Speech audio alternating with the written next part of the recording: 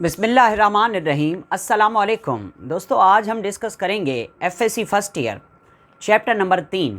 Sir ji, आप chapter number 1 की videos upload करते करते चैप्टर नंबर 3 पे कैसे पहुंच गए? तो बेटा जानी बात यह है कि चैप्टर नंबर 1 और 2 अक्सर बच्चों ने पढ़ लिया है, मैंने उनकी भी वीडियोस अपलोड करनी है, मगर मैं ये चाह रहा हूँ कि पहले मैं चैप्टर 3 ताकि मैं मीटअप करूँ। बच्चों को प्रॉब्लम हो रही है, यानी वो ये कह रहे हैं बार बार कि सर जी हम जो है चैप्टर नंबर 1 2 तो हम अपने मुख्तलिफ़ इदारों में पढ़ चुके हैं, जो एकेडमीज़ या किसी भी कॉलेजेस में हम पढ़ रहे हैं, तो हमें चैप्टर नंबर 3 और 4 से हम पढ़ रहे हैं, तो हमें वहाँ से वीडियोस चाहिए। तो मैं मुनासिब समझता हूँ कि चैप्टर नंबर 3 की वीडियोस 4 की अपलोड कर देते हैं, 1 और 2 की गाहे बगाहे जो है हम डे बाय डे अपलोड करते रहेंगे साथ साथ।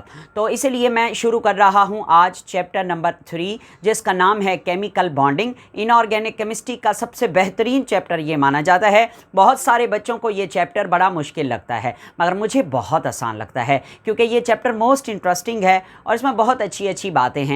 इसमें बॉन्ड वाली बातें हैं। केमिस्ट्री में बॉन्ड ना हो तो कुछ और होगा कैसे? सारी बातें जुड़ी हुई केमिस्ट्री में बॉन्ड के साथ हैं। अगर आपकी और हमारी केमिस्ट्री मैच करती है तो वो भी तो एक अट्रैक्शन है ना। अट्रैक्शन की फ़ोर्स को ही तो बॉन्ड कहते हैं। तो आइए शुरू करते हैं केमिकल बॉन्ड। केमिकल बॉन्ड, इसमें सबसे पहले केमिकल बॉन्ड की डेफिनेशन है, जिसे हम चैप्टर के नाम की डेफिनेशन कहते हैं। तो आइए केमिकल बॉन्ड की डेफिनेशन लिखते हैं। इसकी डेफिनेशन है the force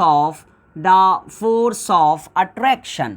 the force of attraction, attraction की एक फोर्स, विच होल्ड, जो थामे रखेगी, जो जोड़े रखेगी, विच होल्ड्स टूगेदर, किसको आपस में जोड़े रखेगी। तीन चीज़ें हैं, विच होल्ड्स टूगेदर एटम्स, एटम्स को, आइंस को, एंड या आर मॉलिक्यूल्स को, तो इज़ कॉल्ड केमिकल बॉन्ड। ये केमिकल बॉन्ड की डेफिनेशन है। The force of attraction which hold atom together, atoms को आपस में जोड़े, या आइंस को आपस में जोड़े, या मॉलिक्यूल्स को आपस में जोड़े, ऐसी अट्रैक्शन की फोर्स को केमिकल बॉन्ड का नाम दिया जाता है। ये है केमिकल बॉन्ड की डेफिनेशन। अच्छा, अब केमिकल बॉन्ड जो होते हैं ये दो किस्म के होते हैं। Here are two main types of chemical bond. Chemical bond की मेन दो किस्में होती हैं।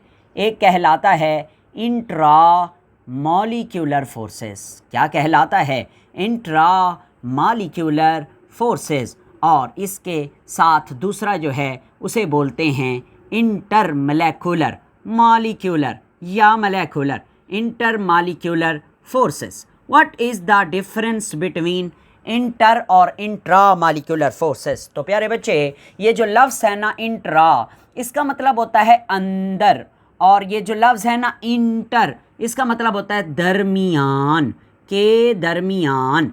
तो इंटर का मतलब है दरमियान और इंट्रा का मतलब है अंदर।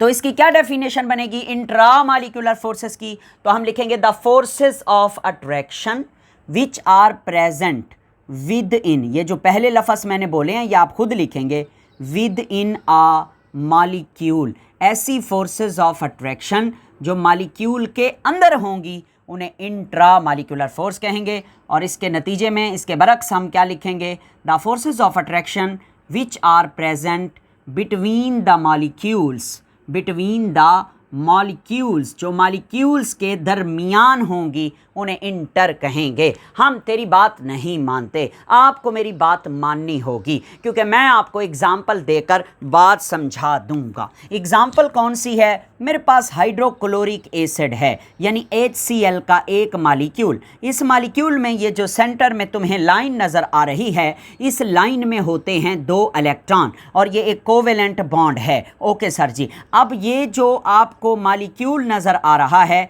इसके सेंटर में यहाँ पे ये जो बॉन्ड है, this bond is with in a molecule. HCl एक मॉलिक्यूल है और इस मॉलिक्यूल के अंदर बॉन्ड है ये वाला। इस बॉन्ड का नाम क्या कहलाएगा? इस बॉन्ड का नाम होगा इंट्रा मालिक्यूलर फोर्स। और आइए ज़रा आगे चलते हैं। एक मालिक्यूल है HCl का, दूसरा मालिक्यूल है HCl का, तीसरा मालिक्यूल है HCl का। मैं और आप जानते हैं कि HCl में क्लोरीन की इलेक्ट्रोनेगेटिविटी ज़्यादा होती है, जिसकी वजह से क्लोरीन क्या करता है, इलेक्ट्रॉन के जोड़े को अपनी तरफ अट्रैक्ट करता है, और जिसके करीब इलेक्ट्रॉन का जोड़ा है उस पर पार्शियल नेगेटिव चार्ज आता है, जिससे दूर इलेक्ट्रॉन का जोड़ा है उस पर पार्शियल पॉजिटिव चार्ज आता है। सेम इसी तरह से हाइड्रोजन पे पार्शियल पॉजिटिव, क्लोरीन पे partial negative, partial positive, partial negative. तो ये एक मालिक्यूल है, ये दूसरा है, ये तीसरा है। अब होता पता क्या है, एक मालिक्यूल और दूसरे मालिक्यूल के दरमियान यहां पर एक अट्रैक्शन डेवलप हो जाती है, यानी एक मालिक्यूल का negative side, negative pole, negative end, और दूसरे मालिक्यूल का पॉजिटिव साइड, इन दोनों के दरमियान जो अट्रैक्शन होती है, इस अट्रैक्शन का नाम होता है इंटर। इंटर का मतलब होता है दरमियान। तो the forces of attraction which are between the molecules, यानी एक मालिक्यूल दूसरा मालिक्यूल और उनके दरमियान ये वाली फोर्सेस, इन्हें इंटर मालिक्यूलर फोर्सेस का नाम मेरे बेटे दिया जाता है। एक और मज़ेदार बात आपसे शेयर करूं, ये जो इंटर मालिक्यूलर फोर्सेस होती हैं ना, इन फोर्सेस का एक और नाम भी है, और वो नाम है वंडरवाल फोर्सेस। ये साइंटिस्ट है वंडरवाल फोर्सेस। आपसे कोई पूछे कि व्हाट आर वंडरवाल फोर्सेस, तो आप कहेंगे van der Waals forces inter molecular forces का दूसरा नाम है। एक और मज़ेदार बात, ये जो इंटर मालिक्यूलर फोर्सेस होती हैं मेरे बेटे, ये कमज़ोर होती हैं, ये वीक होती हैं, और इसके नतीजे में ये वाली जो इंट्रा मालिक्यूलर हैं, क्योंकि ये मालिक्यूल के अंदर हैं, इसलिए ये क्या होती हैं, स्ट्रॉन्ग फोर्सेस ऑफ अट्रैक्शन होती हैं। ठीक हो गया। अब आगे चलते हैं, हम कुछ इंट्रा मालिक्यूलर फोर्सेस की बॉन्डिंग की किस्में पढ़ते हैं, यानी इनकी एग्जांपल्स या इनकी टाइप्स पे बात करते हैं कि केमिस्ट्री के इस चैप्टर में या वैसे ओवरऑल केमिस्ट्री में कौन कौन से फोर्सेस हैं, कौन कौन सी बॉन्डिंग है जिसे आप इंट्रा मालिक्यूलर फोर्सेस का नाम देते हैं। तो प्यारे बेटे, इनमें सबसे पहले सरे फहरिस्त आयनिक, मशहूर ज़माना आयनिक बॉन्ड आता है। आयनिक बॉन्ड इंट्रा की मिसाल है। उसके बाद आता है कोवेलेंट बॉन्ड। कोवेलेंट बॉन्ड भी क्या है, इंट्रा मालिक्यूलर फोर्स है। उसके बाद आता है कोऑर्डिनेट कोवेलेंट बॉन्ड, जिसका दूसरा नाम होता है डेटिव कोवेलेंट बॉन्ड। उसके बाद तीसरे नंबर पे हम ऐसे कभी कभार कह देते हैं कि मेटेलिक बॉन्ड भी इंट्रा के ज़ुमरे में आता है। तो ये चारों बॉन्ड जो हैं ये इंट्रा मालिक्यूलर फोर्सेस हैं, मजबूत बॉन्ड हैं, ओरिजिनल असल बॉन्ड हैं। उसके बाद अगर मैं इंटर की बात करूं तो इसमें डाइपोल फोर्सेस आ जाता है। डाइपोल फोर्सेस हम आगे पढ़ेंगे भी सही। उसके बाद आ जाता है डी बाय फोर्सेस, और इसी तरह से डी बाय फोर्सेस के साथ आता है, कौन सा आता है, ये आता है आइन डाइपोल फोर्सेस। आइन डाइपोल, सॉरी पोल नहीं बल्कि आइन डाइपोल फोर्सेस। और बिल्कुल इसके साथ एक और है लंदन डिस्पर्शन फोर्सेस। इनके और नाम भी हैं, मगर वो जब हम पढ़ेंगे तो फिर देखेंगे। लंदन डिस्पर्शन फोर्सेस जो है एक और फोर्स ऑफ अट्रैक्शन है इंटर की केस में। और हाइड्रोजन बॉन्डिंग जो है ये भी ज़्यादातर इंटर में माना जाता है, हाइड्रोजन बॉन्डिंग। मगर मैं ये समझता हूँ, बल्कि है भी सही ऐसे, कि हाइड्रोजन बॉन्ड जो है ये इंटर मालिक्यूलर फोर्स के तौर पर भी एग्जिस्ट करता है, इंट्रा के तौर पर भी पाया जाता है। यानी हाइड्रोजन बॉन्ड इंटर वाले केस में भी मौजूद होता है, इंट्रा भी। वो जब कभी हाइड्रोजन बॉन्डिंग का टॉपिक पढ़ाया जाएगा तो उसमें डिस्कस होगा। तो ये मैंने आपको आइडिया दे दिया कि बॉन्ड कितने और किस तरह के कैसे होते हैं। तो अब हम इस चैप्टर में क्या पढ़ेंगे, इस चैप्टर में हम आयोनिक बॉन्ड को फ़िलहाल और कोवेलेंट बॉन्ड को आज के इस टॉपिक में डिस्कस कर लेंगे। सर जी क्या ये बहुत बड़े नहीं हो जाएगा लेक्चर? ना जी ना, लेक्चर इतना बड़ा नहीं होगा। उसकी वजह यह है क्योंकि ये बहुत थोड़े एक्सप्लेन हुए हैं हमारी किताब में। तो आइए शुरू करते हैं टॉपिक क्या नाम है, लिविस कॉन्सेप्ट। लिविस कॉन्सेप्ट कौन सा है? ये लिविस कॉन्सेप्ट एक तो एसिड बेस वाला था, एक होता है लिविस कॉन्सेप्ट या लिविस मॉडल जो कि हमें केमिकल बॉन्ड की फार्मेशन के बारे में बताता है। तो वो कहता है ये जो हम बॉन्ड फार्मेशन होते हैं, all types of bond formation, जितनी भी बॉन्ड फार्मेशन है, ज़्यादातर मैं इंट्रा की बात कर रहा हूँ, जैसे आयनिक है, कोवेलेंट है, कोऑर्डिनेट है, उसके बारे में हमें कौन बताता है? उसके बारे में हमें लिविस कॉन्सेप्ट बताता है। यानी मैं अब जो आपको आयनिक बॉन्ड पढ़ाऊँगा, कोवेलेंट बॉन्ड पढ़ाऊँगा, वो दोनों बॉन्ड किसने हमें बताए हैं, किसने उन पर ज़्यादा बात की है, एक्सप्लेन किया है, तो वो है मिस्टर लिविस। तो लिविस कॉन्सेप्ट के मुताबिक हम पढ़ेंगे, या लिविस थ्योरी या लिविस मॉडल। और इसके मुताबिक, इस थ्योरी के मुताबिक एटम जो है वो बॉन्ड क्यों बनाते हैं। ये एक क्वेश्चन पूछा जाता है कि why do atoms form chemical bond, atom क्यों बनाते हैं केमिकल बॉन्ड, ये सवाल किया जाता है। शॉर्ट क्वेश्चन ही किया जाएगा, लॉन्ग नहीं। तो आप इसमें बताएंगे कि इस कायनात में हर चीज़ चाहती है मैं स्टेबल हो जाऊं, और एटम जो हैं, एटम ये भी चाहते हैं टू गेट स्टेबिलिटी, ये स्टेबिलिटी हासिल करना चाहते हैं। तो स्टेबिलिटी हासिल करने के लिए इन्हें क्या करना होगा, इन्हें जो है अपनी इलेक्ट्रॉनिक कन्फिग्रेशन को चेंज करना होगा। किसको? हर एटम को। और अपनी इलेक्ट्रॉनिक कन्फिग्रेशन को अपने करीबी नियरेस्ट नोबल गैस जैसी इलेक्ट्रॉनिक कन्फिग्रेशन करनी होगी। मतलब मैं आपको एक एग्जांपल भी दूंगा, नियरेस्ट नोबल गैस जैसी इलेक्ट्रॉनिक कन्फिग्रेशन करेंगे तो इनका जो वैलेंस शेल है वो मुकम्मल हो जाएगा। वैलेंस शेल जब किसी भी चीज़ का मुकम्मल हो जाए, जैसे नोबल गैसेस का वैलेंस शेल मुकम्मल होता है, इस तरह हर एटम अपना शेल आखिरी मुकम्मल करना चाहता है। तो जब वो अपना आखिरी शेल मुकम्मल कर लेगा तो वो स्टेबल हो जाएगा। अब आखिरी शेल मुकम्मल करने के चक्कर में वो बॉन्ड बना बैठता है, उसको पता नहीं होता कि मैं बॉन्ड बनाने जा रहा हूँ, बस वो ये चाहता है मैं स्टेबल हो जाऊँ। स्टेबिलिटी के चक्कर में, अपना आखिरी शेल मुकम्मल करने के चक्कर में वो बॉन्ड बना बैठता है। कभी तो वो इलेक्ट्रॉन लूज़ करके अपना आखिरी शेल मुकम्मल कर लेता है, कभी इलेक्ट्रॉन गेन करके अपना आखिरी शेल मुकम्मल कर लेता है, तो कभी इलेक्ट्रॉन शेयर करके अपना आखिरी शेल इलेक्ट्रॉन का मुकम्मल कर लेता है।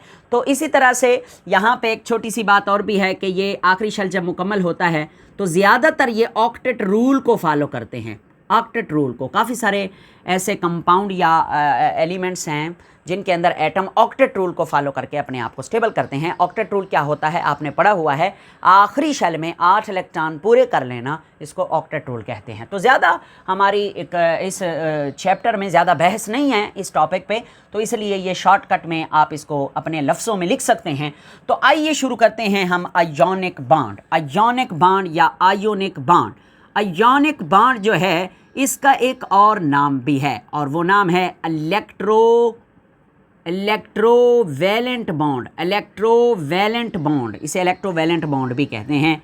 तो ये जो बॉन्ड है इसकी डेफिनेशन हमने बचपन से हम पढ़ रहे हैं। क्या पढ़ रहे हैं कि the bond which is formed by complete transfer of electron, complete transfer of electron, complete transfer of electrons, कहाँ से कहाँ तक, फ्रॉम लो आयोनाइजेशन एनर्जी वाले एलिमेंट, ऐसे एलिमेंट जिनकी आयोनाइजेशन एनर्जी कम होगी, टूवर्ड की जानिब, टूवर्ड हाई इलेक्ट्रॉन एफिनिटी वाले एलिमेंट। तो मैं क्या कहना चाह रहा हूँ कि एक ऐसा बॉन्ड जो कंप्लीट ट्रांसफ़र ऑफ इलेक्ट्रॉन से बने, कौन कहाँ ट्रांसफ़र करे, मतलब वो वाले एलिमेंट जिनकी आयनाइजेशन एनर्जी बहुत कम होगी वो इलेक्ट्रॉन लूज़ करेंगे, छोड़ेंगे, और वो वाले एलिमेंट जिनकी इलेक्ट्रॉन अफिनिटी बहुत ज़्यादा होगी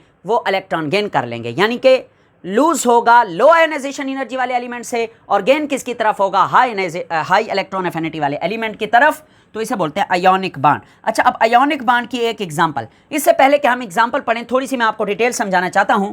पीरियोडिक टेबल में जो ग्रुप नंबर 1A है और ग्रुप नंबर 2A है, अगर आप इसे यूं भी कह सकते हैं, ग्रुप 1 और ग्रुप 2, इसमें आते हैं ली, ने, की, रब, से, फरियाद, और इसमें क्या आते हैं, बेटा, मांगे, कार, स्कूटर, बाप रे।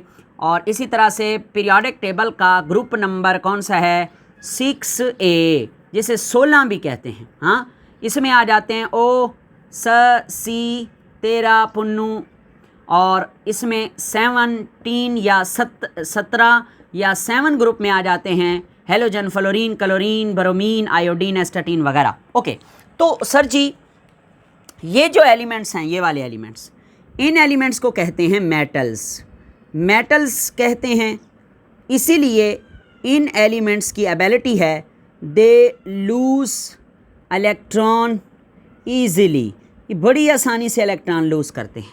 क्योंकि इनकी जो आयोनाइजेशन एनर्जी है वो लो होती है, बहुत कम होती है, इसलिए बड़ी आसानी से ये इलेक्ट्रॉन क्या कर देती हैं, लूज़ कर देती हैं। और इन्हें हम इलेक्ट्रोपॉजिटिव एलिमेंट भी कहते हैं। क्या कहते हैं? इलेक्ट्रोपॉजिटिव, हाँ जी, एलिमेंट्स। ओके हो गया।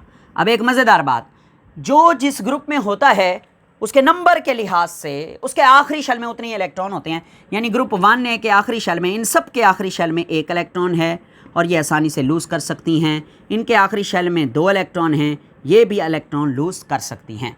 बात करते हैं इन वाले एलिमेंट्स की, तो ये वाले एलिमेंट्स क्या हैं? These are the non metals. और नॉन मेटल्स वो होती हैं जिनकी एबिलिटी हो टू गेन इलेक्ट्रॉन ईजिली, जो बड़ी आसानी से इलेक्ट्रॉन गेन करें, और जो आसानी से इलेक्ट्रॉन गेन कर पाएँ उनसे निकलने वाली एनर्जी ज़्यादा होती है, इलेक्ट्रॉन एफिनिटी इनकी हाई होती है, इसलिए हम इन्हें इलेक्ट्रोनेगेटिव एलिमेंट्स का नाम देते हैं। इनके आखिरी शेल में, चूँकि छठा ग्रुप है ये वाले नंबरिंग से, तो इनके आखिरी शेल में 6 इलेक्ट्रॉन होते हैं और इनके आखिरी शेल में टोटल 7 इलेक्ट्रॉन होते हैं। अब समझना, ये वाले जो हैं सोडियम, लिथियम, पोटाशियम, रुबिडियम वाले, ये 1 इलेक्ट्रॉन लूज़ करते हैं और यही फ्लोरीन, क्लोरीन, ब्रोमीन वाले वही 1 इलेक्ट्रॉन गेन करते हैं। जब ये गेन करते हैं तो इनके 8 इलेक्ट्रॉन आखिरी शेल में, पूरे ऑक्टेट मुकम्मल। 1 इलेक्ट्रॉन लूज़ करने से इनका भी ऑक्टेट मुकम्मल हो जाता है, वो मैं आपको एग्जांपल में समझाऊंगा। तो होता ये है कि ग्रुप नंबर 1A वाले बांड बनाते हैं ग्रुप नंबर 7 से आयोनिक बांड। ये लूज़ करते हैं, ये लूज़ करने वाले हैं और ये गेन करने वाले हैं। यहाँ से यहाँ इलेक्ट्रॉन क्या होता है? ट्रांसफ़र होता है। सेम इसी तरह से ग्रुप नंबर 2A और ग्रुप नंबर 6A के दरमियान भी आयोनिक बांड बनता है। ये वाले 2 इलेक्ट्रॉन लूज़ करते हैं और ये वाले 2 इलेक्ट्रॉन गेन करके 6 इलेक्ट्रॉन से 8 इलेक्ट्रॉन पूरे करके अपना ऑक्टेट मुकम्मल कर लेते हैं। तो ये है, इस तरीके से बनते हैं bond, transfer between the element with low ionization energy and toward the element with having having high electron affinity. अब हम हमारी बुक में मौजूद एक छोटी सी एग्जांपल जो नमक NaCl के साथ जुड़ी हुई है उसको एक्सप्लेन करते हैं। उसके लिए हमें ये बोर्ड मिटाना होगा, मिटार दें जी। मिटा रहा हूँ, आपने देख लिया होगा, नोट भी कर लिया होगा। नहीं किया तो वीडियो को पॉज करके नोट कर लिया करें या पीछे आके नोट कर लिया करें। तो प्यारे बेटे, अब जो है हम डिस्कस करेंगे आयोनिक बांड को। आयोनिक बांड को कैसे डिस्कस करेंगे? देखो भाई, आयोनिक बांड की मिसाल ले रहा हूँ, सीधी सीधी है, जो हमारी बुक में मौजूद है मैं वही समझाऊंगा। हमारे पास है जी सोडियम का एटम। सोडियम के पास होते हैं टोटल 11 इलेक्ट्रॉन। आप इसकी कन्फिग्रेशन करें, पहले शेल में 2, दूसरे शेल में 8, आखिरी शेल में 1, ये 11 पूरे हो गए। और इसका एटम बनाते हैं, सेंटर में होता है न्यूक्लियस, पहले शेल में होते हैं 2 इलेक्ट्रॉन। अच्छा, इसके इलेक्ट्रॉनों को ना उसने क्रॉस से जाहिर किया है। मैं कलर चेंज करता जाऊंगा, पहले मैं इसके शेल बना लेता हूँ। ये दूसरा शेल है इसका, ठीक है जनाब। ये इसका कौन सा शेल है? तीसरा शेल है। तो क्योंकि टोटल 11 इलेक्ट्रॉन हैं तो पहले शेल में आ गए 2 इलेक्ट्रॉन, क्रॉस से जाहिर करने हैं, और दूसरे में होते हैं 8 इलेक्ट्रॉन। ये देखें, ये 2 के 4 पेयर हो गए, ठीक है। और ये 11वां इलेक्ट्रॉन इधर आ गया, ठीक हो गया। ये 11 इलेक्ट्रॉन पूरे हो गए। अब साथ में इसके बिल्कुल साथ है क्लोरीन Cl, उसके पास टोटल होते हैं 17 इलेक्ट्रॉन। ज़रा कन्फिग्रेट करें क्लोरीन को, तो 2, उसके बाद 8, उसके बाद 7। तो देखिए, आइए इसका एटम बनाते हैं। तो ये न्यूक्लियस है जनाब अजीज़, ये पहला शेल है, उसके बाद ये दूसरा शेल है, उसके बाद ये तीसरा शेल है, ठीक है। तो इसके इलेक्ट्रॉन कैसे फिलअप करेंगे? 17 हैं टोटल। तो पहले शेल में हो गए 2 इलेक्ट्रॉन और दूसरे शेल में कितने हो गए? 8 इलेक्ट्रॉन, और बाकी बच गए 7। तो एक यहाँ और पेयर बनेंगे 3, तो ये हो गए 7। आखिरी शेल में 7 इलेक्ट्रॉन। अब आखिरी शेल में 7 इलेक्ट्रॉन हैं तो आखिरी शेल को 1 इलेक्ट्रॉन चाहिए अपना ऑक्टेट पूरा करने के लिए, स्टेबिलिटी गेन करने के लिए। और इसको देखो, इसके आखिरी शेल में 1 इलेक्ट्रॉन है, एक का तो कोई फ़ायदा नहीं है। अगर ये 1 छोड़ दे तो इसका जो आखिरी शेल है वो फिर दूसरा शेल बन जाएगा और उसमें 8 इलेक्ट्रॉन आ जाएंगे, तो ये स्टेबल हो जाएगा। तो ये वाला इलेक्ट्रॉन ट्रांसफ़र कर दिया जाता है इस शेल में, ठीक है। जब ये वाला इलेक्ट्रॉन इस शेल में ट्रांसफ़र होता है तो आपके सामने कुछ इस तरह से अरेंज होता है। कैसे? कि ये जो सोडियम का एटम है वो सोडियम के एटम से वो सोडियम का आयन बन जाता है और उसकी कन्फिग्रेशन हो जाती है 2,8, जो कि नियान जैसी है। नियान जानते हैं, नियान नोबल गैस है, इसकी भी इलेक्ट्रॉनिक कन्फिग्रेशन 2,8 है। 2 पहले शेल में, दूसरे में 8, टोटल हो गए 10। अब सोडियम जो है उसने आखिरी शेल वाला इलेक्ट्रॉन, सॉरी ये तो मैंने क्रॉस से जाहिर करने थे, आखिरी शेल वाला इलेक्ट्रॉन जो है वो निकाल दिया। पहले शेल में हो गए 2 इलेक्ट्रॉन और दूसरे में हो गए 8 इलेक्ट्रॉन, क्रॉस से जाहिर करवाएंगे। एक एटम के इलेक्ट्रॉन को क्रॉस से, दूसरे एटम के इलेक्ट्रॉन को डॉट से, इसे लीवेज स्ट्रक्चर कहते हैं या डॉट क्रॉस स्ट्रक्चर भी कहते हैं। अच्छा, सोडियम ने जब इलेक्ट्रॉन लूज किया तो सोडियम के ऊपर आ गया पॉजिटिव चार्ज। तो आप क्या करेंगे, इस तरह से पॉजिटिव चार्ज लगा देंगे, ब्रैकेट लगा के ऊपर ओवरऑल पॉजिटिव चार्ज लगा दें। आपकी बुक में गलती है, उन्होंने ये तीसरा शेल भी इधर दिखाया हुआ है, तो आप वो तीसरा शेल काट दीजिएगा जब आप इसकी डायग्राम बनाएंगे। क्लोरीन की बात करते हैं, रेड कलर के मार्कर से। क्लोरीन जो है एक इलेक्ट्रॉन गेन करने के बाद नेगेटिव चार्ज वाला क्लोराइड आयन बन जाता है। इसकी कन्फिग्रेशन हो जाती है 2, 8 और 8। आखिरी शेल में 8 आ गए। सर जी तीसरे शेल में तो मैक्सिमम 18 आते हैं। भाई मैक्सिमम 18 आते हैं, अगर 8 भी आ जाएं तो वो स्टेबल तो हो गया ना, क्यों? ऑक्टेट रूल को फॉलो करके। तो आप ज़रा देखना, ये सेंटर में न्यूक्लियस है, ये पहला शेल है, ये दूसरा शेल है और ये तीसरा शेल है। और इसके इलेक्ट्रॉन देखें, पहले शेल में हो गए 2 इलेक्ट्रॉन, दूसरे में हो गए मेरे बेटे 8 इलेक्ट्रॉन। 8 के बाद तीसरे में भी 8 होंगे, एक यहाँ, 2 यहाँ, 2 यहाँ, 2 यहाँ, और एक जो उन्होंने सोडियम से गेन किया था वो इस जगह पे आ गया।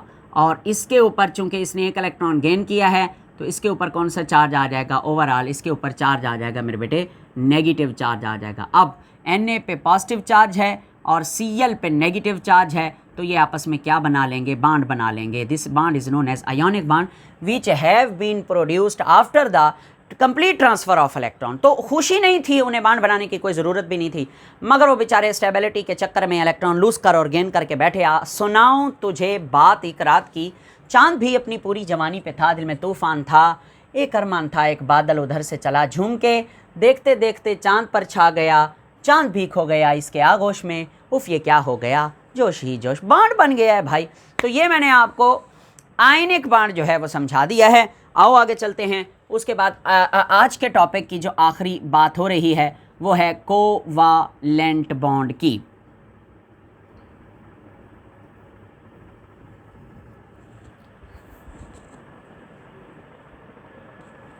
कोवेलेंट बॉन्ड को कैसे समझोगे? कोवेलेंट बॉन्ड की डेफिनेशन है bond which is formed by mutual sharing of electron. दो एटम्स के दरमियान इलेक्ट्रॉन की म्यूचुअल शेयरिंग होती है। म्यूचुअल शेयरिंग क्या होती है? आपने बचपन में छोटी क्लासों में 9th वगैरह में पढ़ा हुआ है। उसको समझाने के लिए हमारे पास एग्जांपल है, ये क्लोरीन का एक एटम है। क्लोरीन के एटम की कन्फिग्रेशन होती है 2, 8 और फिर ये 7। और ये एक और क्लोरीन का एटम है, इसमें भी जाहिर है 2, 8 और फिर ये 7। ओके, 17 इलेक्ट्रॉन इसमें हैं और 17 इलेक्ट्रॉन इसमें हैं। तो आइए समझते हैं। न्यूक्लियस पहले शेल में 2, दूसरे में 8, तीसरे में 7। इधर पहले शेल में 2, दूसरे में 8, तीसरे में 7 इलेक्ट्रॉन। अब इसके आखिरी में भी 7 हैं, इसके आखिर में भी 7 हैं। ये कहता है मुझे अगर किसी तरीके से एक इलेक्ट्रॉन मिल जाए तो मेरा ऑक्टेट पूरा हो जाएगा। ये भी यही कह रहा है सावे वाला, ग्रीन वाला, कि अगर मुझे एक इलेक्ट्रॉन मिल जाए तो मेरा भी ऑक्टेट पूरा हो जाएगा। अब वो कहता है तुम मुझे 2 इलेक्ट्रॉन, वो कहता है तुम मुझे दो। तो ये आपस में ज़िद कर रहे हैं, भाई यार मैं अगर तुम्हें अपना इलेक्ट्रॉन दे दूं तो मैं कहाँ जाऊँगा। फिर थोड़ी देर के बाद ये इश्तराक करते हैं, मतलब आपस में ये कंप्रोमाइज़ करते हैं। दोनों कहते हैं तुम और मैं एक दूसरे के अंदर घुस जाते हैं, मतलब यूँ तुम्हारा और मेरा जो शेल है वो एक दूसरे में घुस जाएगा। तो जो मेरे वाला इलेक्ट्रॉन है 7वां वो तुम्हें सपोर्ट करेगा, तुम्हारे वाला जो इलेक्ट्रॉन है 7वां वो मुझे सपोर्ट करेगा। मेरे भी 8, तुम्हारे भी 8, दोनों का ऑक्टेट कंप्लीट। मगर इसके नतीजे में हमें एक दूसरे के साथ हमेशा यानी सारी ज़िंदगी जुड़े रहना होगा। तो आओ देखो किस तरह से ये एटम जो है एक दूसरे के अंदर घुसते हैं और शेयरिंग करते हैं।